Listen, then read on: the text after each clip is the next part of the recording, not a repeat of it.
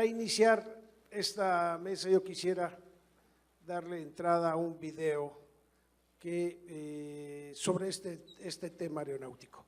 Adelante, video, por favor. The real World Wide Web, a global air transport system connecting people, places and business.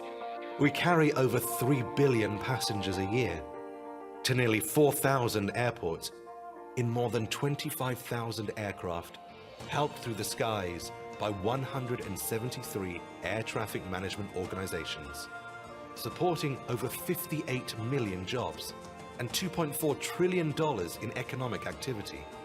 But large numbers only tell part of our story, because while we carry more than $6 trillion in world trade, we also enable farmers from developing economies to send their perishable crops to market, families to remain connected no matter where they live and work, students to learn from other cultures, remote communities to remain connected, and tourism, providing millions of jobs all over the world. We are the platform for today's interconnected planet, because most of the time you just can't beat being there in person. And we are only just getting started. The next generation of aircraft will be able to connect more cities more comfortably, with even greater safety and with an ever-decreasing environmental footprint.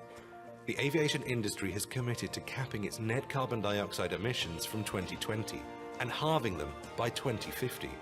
And if you think that's a tough call, just remember that we went from the first flight of a powered aircraft to the jet engine in just 40 years. We are the innovators, the engineers, the connectors, and the engine of the global economy. Welcome on board.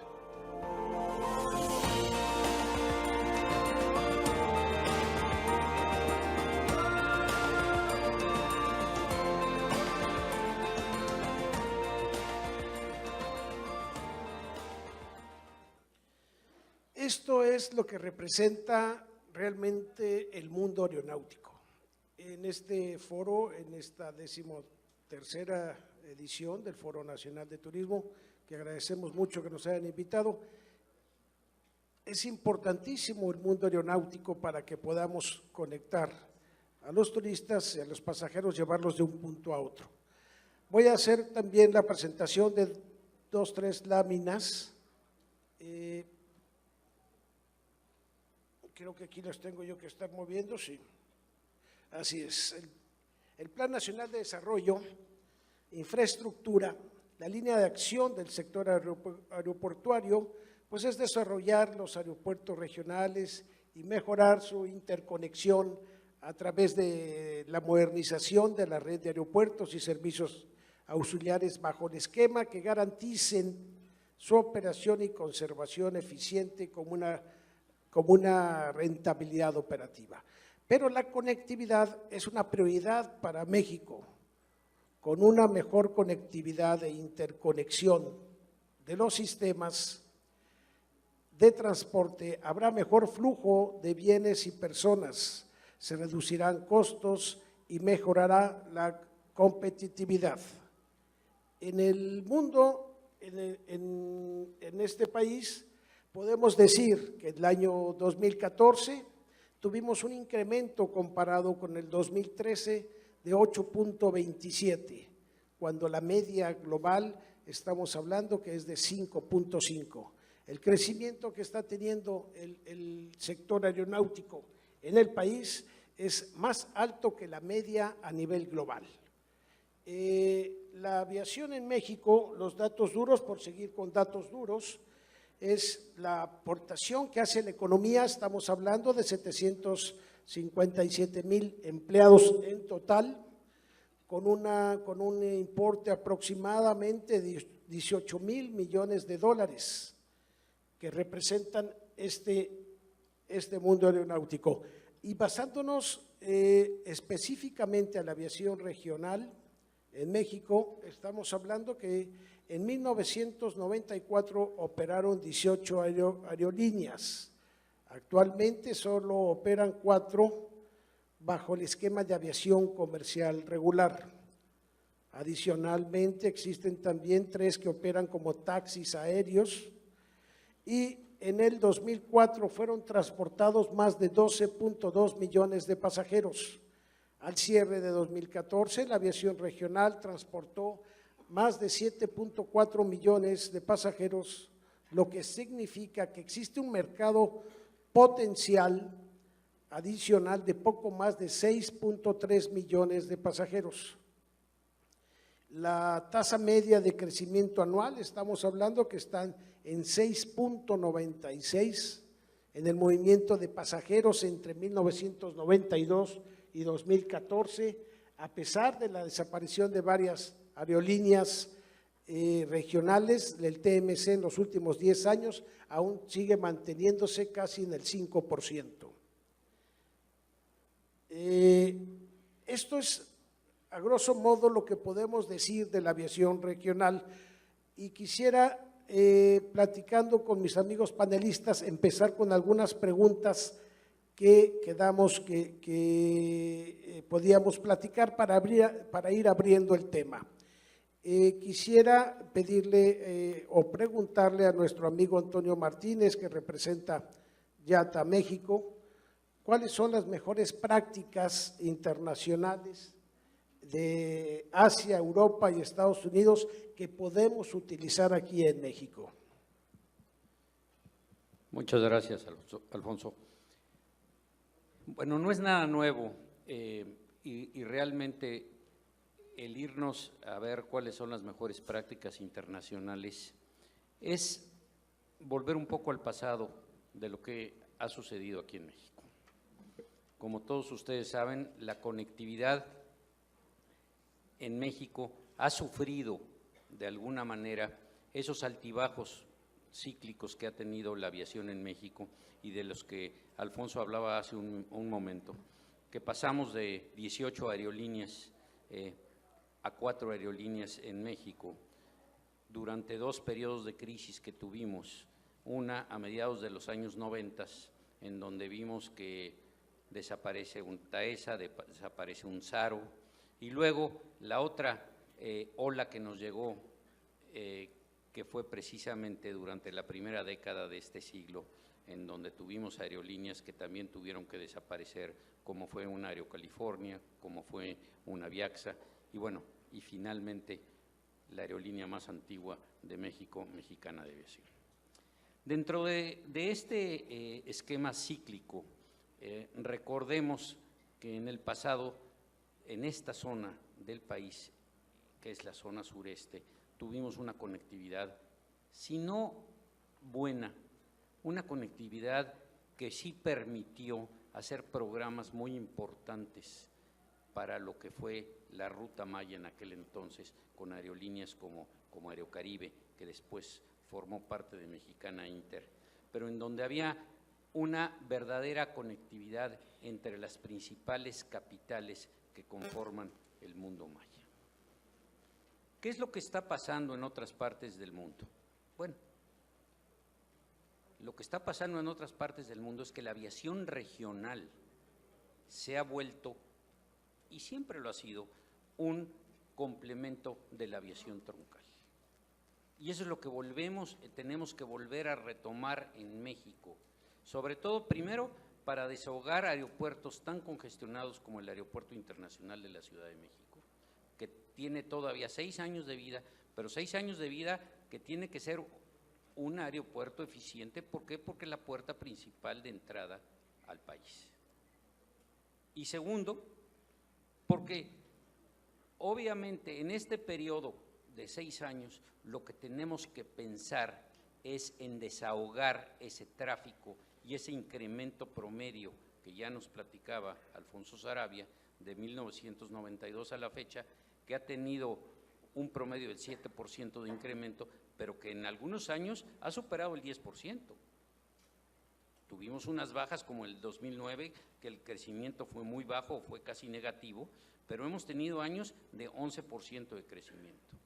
Entonces, debemos de aprovechar esta oportunidad, y ya nos platicará alguno de mis compañeros panelistas cuál es el futuro, cómo ven las aerolíneas regionales en México, para poder empezar otra vez a entrelazar a estas capitales que han quedado de alguna manera aisladas o con necesidad de conectar siempre a través del centro. Muchas gracias, don Antonio. La otra pregunta que teníamos era cuál es la conectividad en el sureste, que teníamos considerado hacérselo a mi querido don Adolfo Castro, director general de Sur. Alfonso, gracias, y antes que nada, gracias por la invitación para estar aquí platicando con ustedes. Si hablamos un poco de etapas, platicabas, Alfonso, de esos momentos críticos que se van hasta agosto 2010, 26 de agosto, recuerdo bien, cuando varias aerolíneas desaparecieron y la última en dejar de operar en ese momento fue Mexicana de Aviación. Si entendemos qué es lo que pasó desde el punto de vista capacidad de las aerolíneas en este país, si hablamos de ese sistema de aeronaves, les doy un dato. En ese momento, antes, digamos, de lo que fue junio 2008, teníamos un sistema que tenía 307 aeronaves. Y de estas 307 aeronaves, si nos vamos hasta el 26 de agosto de 2010, perdimos 155. Perder 155 aeronaves, estamos hablando aquí de capacidad física, de asientos, de avión, es realmente impresionante. Perder a la mitad de la flota de la noche a la mañana en este país fue realmente doloroso. Hoy en día, si hablamos, por ejemplo, del aeropuerto de Cancún, el aeropuerto de Cancún tiene ya 23 destinos nacionales. Hace 4 años, en esos momentos, cuando hablábamos de la mitad de la flota, solamente teníamos 3 destinos nacionales. Increíble que una ciudad como Cancún, un aeropuerto del tamaño de Cancún, que es el segundo del país y el primero internacional, hubiese llegado a ese momento en el que solamente tuviera 3 conexiones. Hoy tenemos ya 23. En ese sentido diría, si somos positivos y si realmente vemos lo que está pasando en ese aeropuerto principal de este mundo maya, la situación está mejorando y mejorando de manera sustancial. Si me voy a los otros 8 aeropuertos que maneja el grupo en la región sureste, tenemos realmente, diría, poca conectividad. El resto de los aeropuertos prácticamente pudiéramos decir que el 85% de sus pasajeros van o vienen principalmente de 2 y cuando mucho de 3 ciudades, en algún caso en particular. Entonces realmente estamos hablando todos del aeropuerto de la Ciudad de México, algunos de Cancún también entre los otros 8 aeropuertos y alguna otra ciudad que escapa por ahí, Toluca quizás, etcétera. La mayor parte de estos aeropuertos, incluyendo el propio de Villahermosa, pues principalmente sus pasajeros vienen de la Ciudad de México, entre un 70 y un 80%. Y eso nos habla de que la conectividad realmente del sureste hoy en día, con excepción de Cancún, realmente es muy baja, ¿no? Los retos son enormes, sin embargo, hoy veo un momento muy positivo cuando la aviación en México está creciendo a tasas por encima de la media mundial, cuando vemos que es una región que si bien el aeropuerto de Cancún ha crecido en los últimos 3 años a tasas del 11%, el resto del sureste también viene creciendo de manera importante entre el 8 y el 10%. Y creo que estamos en el momento adecuado de empezar a hablar nuevamente de nuevas aerolíneas regionales que nos den la oportunidad de conectar o reconectar aquello que hablaba Antonio en el pasado, ¿no? Con los aerolitorales, Cozumel, etcétera, reconectar nuevamente esta región del sureste, ¿no? Hoy en día, te diría, soy positivo con lo que estoy viendo, soy positivo con este crecimiento de la aviación. Hay otro factor también externo importante que es la disminución en el precio del combustible y esto nos debe de poder alentar a esta nueva conectividad en el sureste. Muchas gracias, don Adolfo. Y la próxima pregunta era para don Rodrigo Vázquez Colmenares, director general de TAR.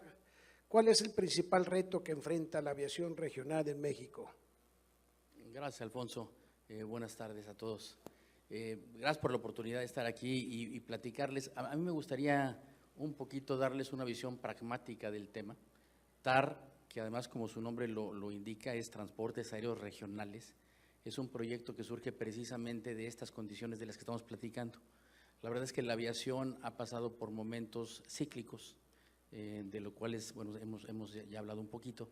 En el caso específico de esta nueva aerolínea que está surgiendo ahora precisamente para cubrir estas necesidades, a mí me gustaría hablarles un poquito de cómo se ha desarrollado este proyecto y cuál ha sido la visión que tiene.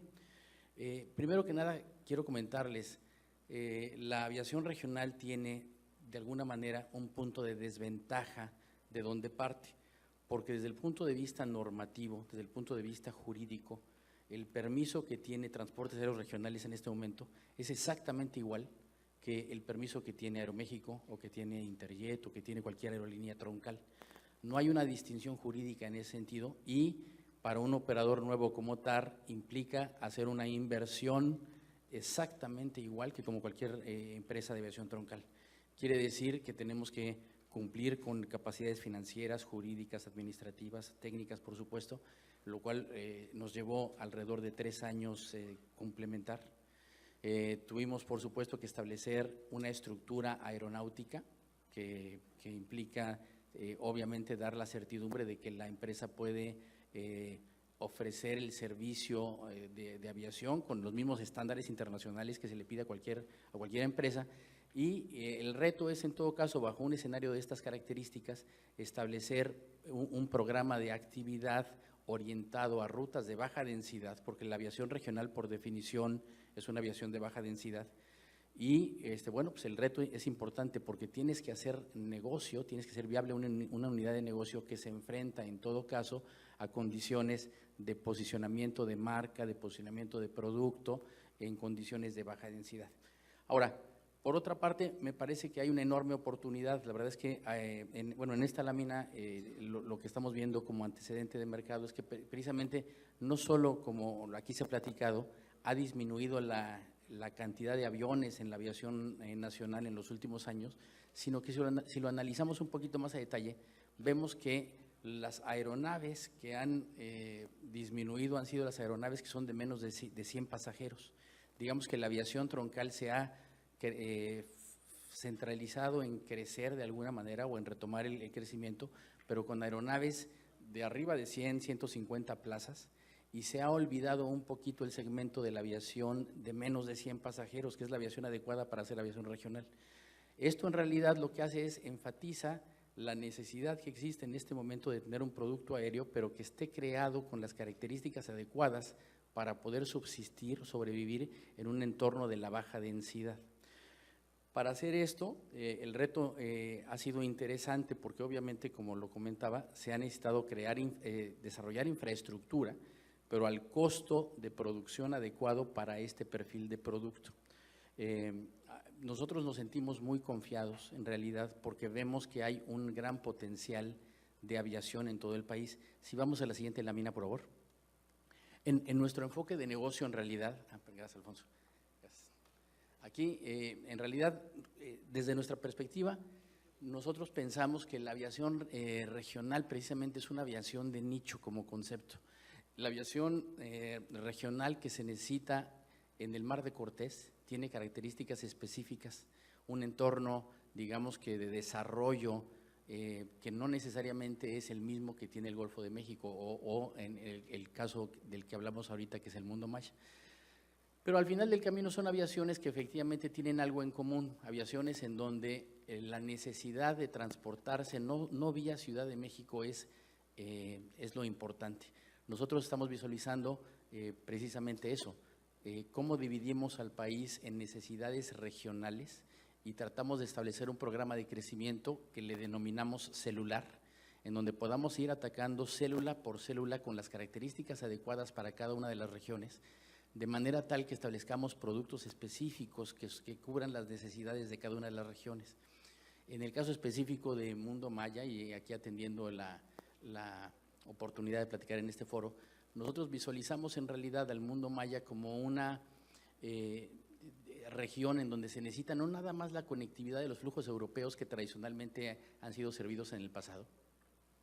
El mundo maya en realidad es mucho más que eso, es una región en donde realmente desde nuestra perspectiva debemos de conectar al sureste mexicano con los flujos de negocios de Centroamérica, sin que tengan que pasar por la Ciudad de México, en donde tenemos que conectar a los flujos europeos que están en el Gran Caribe, hablando de Habana, hablando de Punta Cana, flujos europeos que pudieran estar llegando aquí a nuestro mundo maya mexicano en un concepto de circuito. Aquí el gran reto para una empresa como TAR es precisamente establecer producto aéreo que sea un complemento de una gama adicional de productos que son obviamente productos de transporte terrestre, productos de hospedaje, productos de servicios en general, que puedan vincularse de una manera integrada y crear en sí un producto que pueda ser comercializado.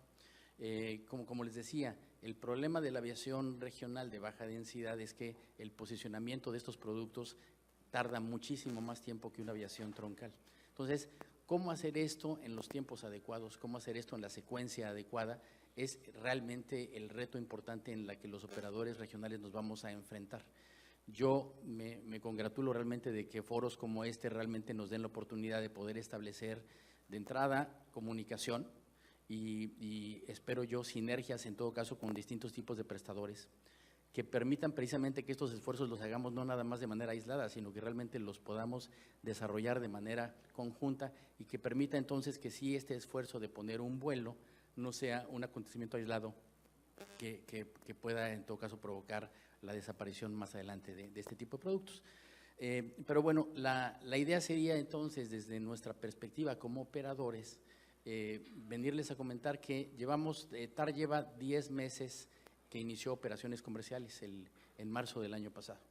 En estos 10 meses, casi un año, hemos validado ciertos supuestos que en el papel se veían complejos, supuestos en realidad en términos, por ejemplo, de crecimiento, ¿no? de factores de ocupación, de crecimiento de números de pasajeros, en donde vemos con una enorme alegría que es posible a través de la tecnología que existe en este momento.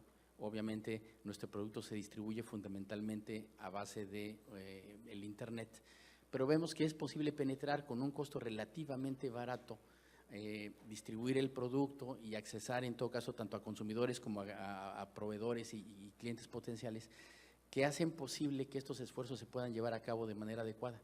Hemos en estos meses, como les comentaba, en realidad tenido mejores desempeños desde el punto de vista tanto de generación de ingresos, factores de ocupación y pasajeros, como también, afortunadamente, desde el punto de vista de costos. Hemos podido reducir un poquito el gasto de la empresa como tal, tratando de orientar los diseños de nuestros itinerarios a estructuras de itinerario punto a punto. La diferencia de la aviación regional y la troncal es que en la aviación troncal hay una concentración en un punto, normalmente en el caso de México, en Monterrey, Guadalajara o Ciudad de México, por supuesto, y la aviación troncal por definición debe de estar orientada a un producto origen-destino. Como decíamos, aquí lo importante sería poder vincular a Villahermosa directamente con la Centroamérica, por ejemplo, en un caso particular, o poder vincular en general a todo el sureste precisamente con estos flujos, pues sin necesidad de que podamos hacerlo vía cualquiera de estos otros centros de conectividad. Estos 10 meses que han pasado nos dice que por lo menos que la respuesta del consumidor regional a el producto regional ha sido más positiva, más acelerada de lo que nosotros teníamos considerado. Nosotros iniciamos el proyecto en la región roja, que viene en el mapa, que es la región Querétaro, y nos estamos extendiendo rápidamente a otras regiones. Ya estamos, por supuesto, atendiendo importantes flujos, digamos, origen-destino desde Monterrey y desde Guadalajara, y con la llegada de las siguientes 3 aeronaves, que está planeada para abril, mayo y junio de este mismo año, estaremos incursionando en producto del sureste. Hoy por hoy ya tenemos operación desde Toluca hasta Tuxtla Gutiérrez, que es el primer paso que dimos hace unas semanas, pero estaremos ampliando precisamente a través de este eje de comunicación del sur nuestra presencia, obviamente en la península de Yucatán, en Cancún, y de ahí, bueno, pues, tratar de establecer un producto que sea digamos, con la intensidad adecuada al perfil de la demanda que estaremos encontrando. Así que, vaya, el reto es importante. Yo creo que es un reto que no puede hacer un operador aéreo simplemente aislado, de manera aislada. Es un reto que tiene que ser vinculado desde muchísimos frentes. Y bueno, la esperanza que tenemos nosotros, la visión de negocio que tenemos es precisamente establecer alianzas con socios estratégicos en cada una de estas regiones, entendidos como personas que ya han durante años establecido esfuerzos importantes para poder entender los flujos tanto de negocios como turísticos que existen en cada una de estas regiones y poder entonces nosotros vincularnos como un eslabón a esta cadena productiva importante que es la aviación, pero como un eslabón más, no tratar de inventar esquemas que sean novedosos en sí mismos, sino realmente que nos adecuemos a las necesidades y a las capacidades instaladas que ya existen en cada una de las regiones del país. Entonces, yo diría que esa es un poquito la visión de la empresa como tal. Creo que hay muchísimo por hacer en México en términos de aviación regional. Como hemos dicho, han habido importantes esfuerzos en el pasado y yo creo que debemos como industria tener la capacidad de poder construir sobre esta experiencia que se ha desarrollado y bueno, pues cada vez aportar un poco un granito de arena, en este caso con esta visión celular de desarrollo de aviación. Muchas gracias, don Rodrigo. El siguiente punto, bueno, nos queda muy claro que la conectividad regional tiene un gran futuro y que viajar de un punto A a un punto B no necesariamente tenemos que ir al punto C para poder transportarnos. Este tiempo que nos resta ahorita de 10 minutos, dejaría yo preguntas y respuestas para las personas que nos acompañan aquí en esta conferencia. Estamos abiertos para cualquier pregunta o duda que tengan.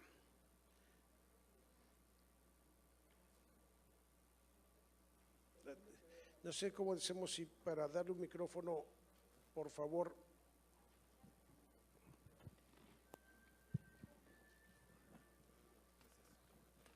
Gracias, Javier Campero, de Visa Permanente. Rodrigo, hace un momento estabas mencionando de que, digamos, las condiciones para tener una línea aérea jurídicamente son similares o casi iguales, pero también los gastos de operación, ¿qué tanto pueden mermar o qué tanto pueden ser favorables para una línea aérea, sobre todo cuando la cuestión de aeropuerto, la cuestión de pistas, la cuestión, no sé cómo le llaman, el derecho, los impuestos que paga un pasajero, todo eso cómo se conforma y qué tanto podría ser influyente en que el público tenga acceso a este tipo de transporte? Gracias. Muy bien, gracias. Bueno, afortunadamente nosotros hemos contado con una serie de apoyos que vienen en realidad de una actitud. Yo te diría que afortunadamente hay una clara conciencia en todo el país por parte de las autoridades, por parte de los prestadores de servicio, de los grupos aeroportuarios, de la necesidad de desarrollar la aviación regional. O sea, yo creo que en términos de conciencia, afortunadamente están las condiciones dadas para que haya esta sinergia de parte de todos los jugadores para que esto se desarrolle. Hemos recibido nosotros, por supuesto, apoyos importantes en términos, por ejemplo, de incentivos de los grupos aeroportuarios en donde participamos. Hemos recibido asesoría, inclusive, por ejemplo, de análisis de mercado importante, bueno, aquí de parte de ASA, por supuesto, y de otras instancias de gobierno, que permiten realmente que podamos ser más precisos en la toma de decisiones. Es cierto, es crítico que la aviación regional tenga una estructura de costos baja. Y esa estructura de costos se logra realmente de dos maneras, como en cualquier tema de aviación. Debes de tener una alta intensidad en la utilización de los recursos. Quiere decir que tenemos que utilizar los aviones todo el tiempo lo más posible y tenemos que hacerlo evidentemente en una lógica en donde haya rentabilidad para hacer estas operaciones. Afortunadamente estamos en circunstancias hoy por hoy en donde digamos, este elemento exógeno importante que es el precio del combustible está en un momento adecuado y nos ha ayudado, por ejemplo, para poder tener una estructura de corto plazo que permite el lanzamiento.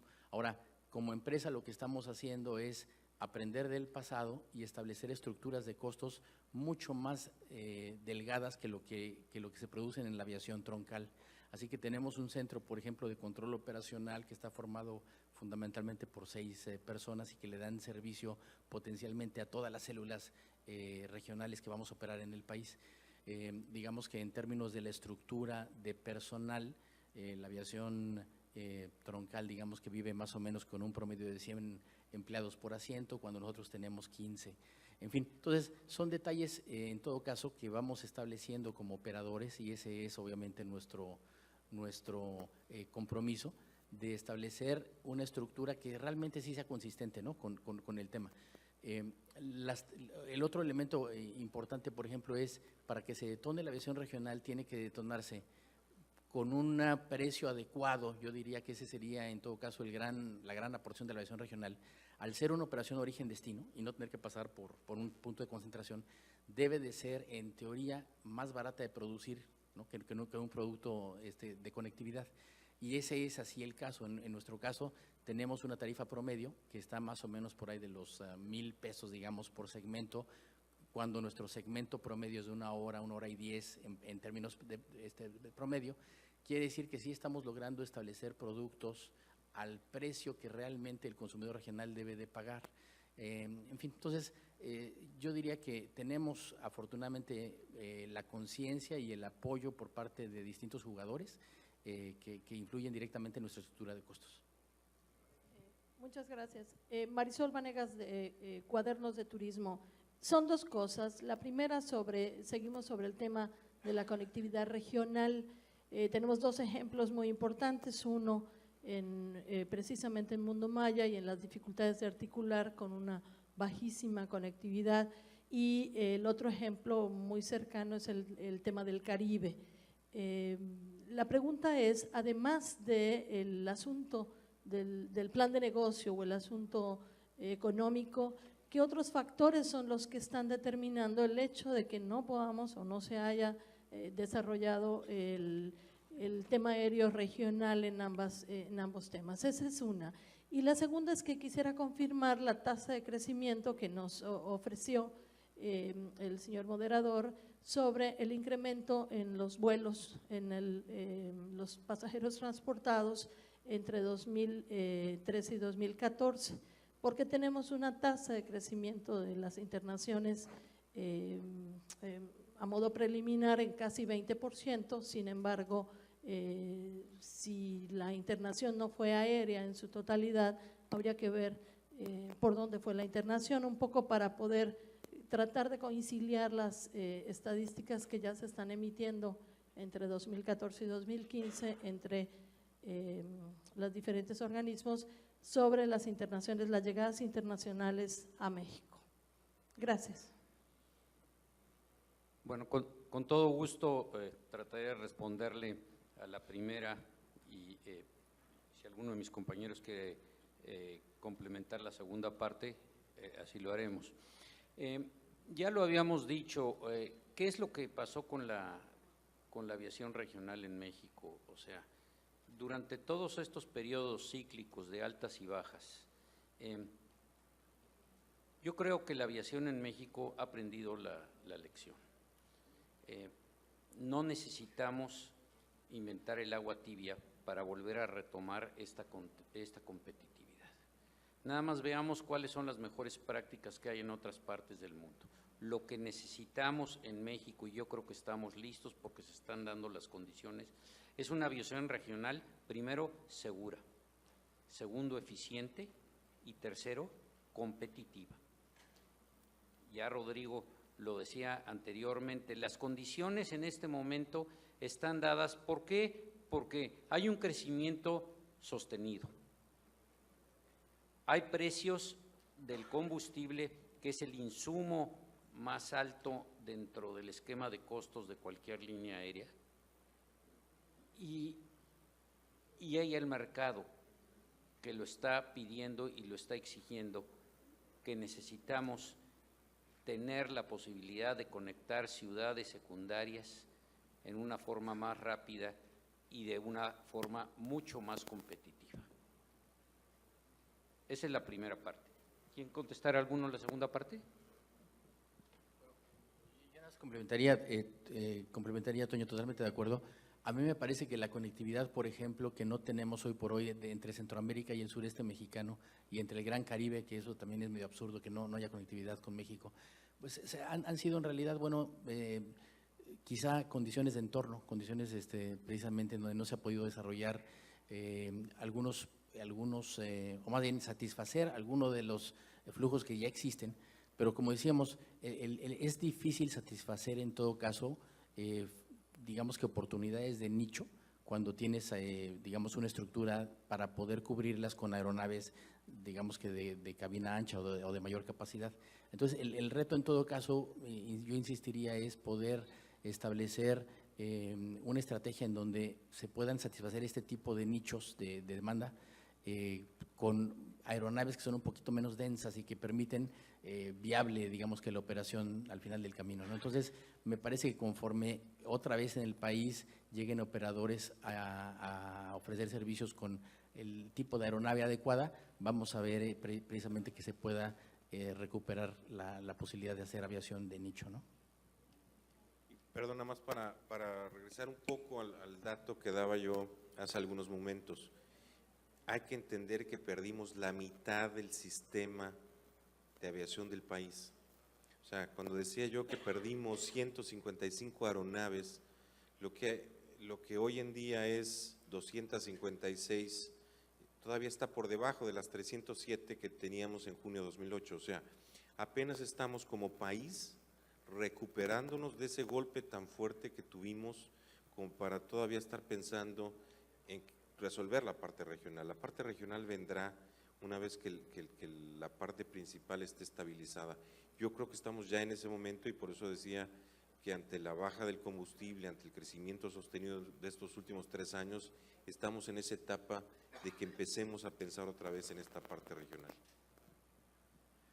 Si me lo permiten, yo quería comentar, hay una serie de coincidencias afortunadas, yo creo ahora que México va a tomar la presidencia pro tempore de la Organización Mundo Maya, los precios de los combustibles se han reducido, se ha repuesto esa parte que cubría, digamos, las rutas nacionales principalmente, y hay otra que es básica. Yo quisiera, lo comentábamos hace unos momentos con Adolfo, la infraestructura ya está, o sea, esa quizá es la parte más afortunada de la coincidencia afortunada. Hay buenos aeropuertos o suficientes para una aviación regional, más que suficientes en todos los puntos de la península, en todos los puntos estratégicos de la península. Entonces, yo quisiera, sí, aquí, Adolfo, que abundaras un poco sobre lo que me dijiste, cualquiera de ustedes, desde luego, encantados de escucharlos, sobre el problema que tú ves en la falta de producto. Esto es, que no hay un producto que mueva a la gente adentro de la península para que tú le pongas el avión. Sí, gracias por la pregunta. Un poco comentábamos por la mañana, ¿qué necesitamos para tener, desde el punto de vista aeroportuario, un pasajero? Bueno, pues para el primer pasajero hay que hacer un aeropuerto, hay que hacer una pista, hay que hacer una terminal, etcétera. Como comentaba Rodrigo hace unos momentos, para tener él su primer pasajero pasaron 3 años y no sé cuántos millones de pesos detrás, y toda una reglamentación y estructura. ¿Qué es lo que necesitamos tener? Necesitamos tener coordinación para que no solo se quede en un aeropuerto, como bien decía Oscar, ya están los aeropuertos, ya tenemos una aerolínea después de muchos millones, hay que conectar todos los eslabones de esa cadena de valor y poder soportar ese arranque de operación que para nuestro punto de vista significa millones y millones de infraestructura y millones de infraestructura también en la parte de la aerolínea. Necesitamos trabajar todos juntos de la mano, autoridades, hoteleros, turoperadores, diría hasta taxistas, para poder generar ese producto y que inclusive ese producto pueda venir ya vendido desde Europa, ¿no? En donde realmente podamos aprovechar la cantidad de turistas que viajan hacia Cancún y la Riviera Maya, y que de esos 7 días que se van a quedar en la región, o 15 días en algunos casos, 2 o 3 puedan ya tener su producto comprado desde origen para visitar todo lo que es la parte del mundo maya, en un producto estructurado, bien elaborado, con calidad, con servicio, con competitividad, etcétera, ¿no? Eso es lo que realmente necesitamos trabajar de manera conjunta, ¿no? Querido Poncho, una pregunta concreta para un ejemplo concreto. El aeropuerto de Palenque. Está cumpliendo un año de recién inaugurado el nuevo aeropuerto de Palenque, con una inversión de 1.300 millones de pesos, y hasta hoy solo tenemos los vuelos de Interjet, los jueves y los domingos.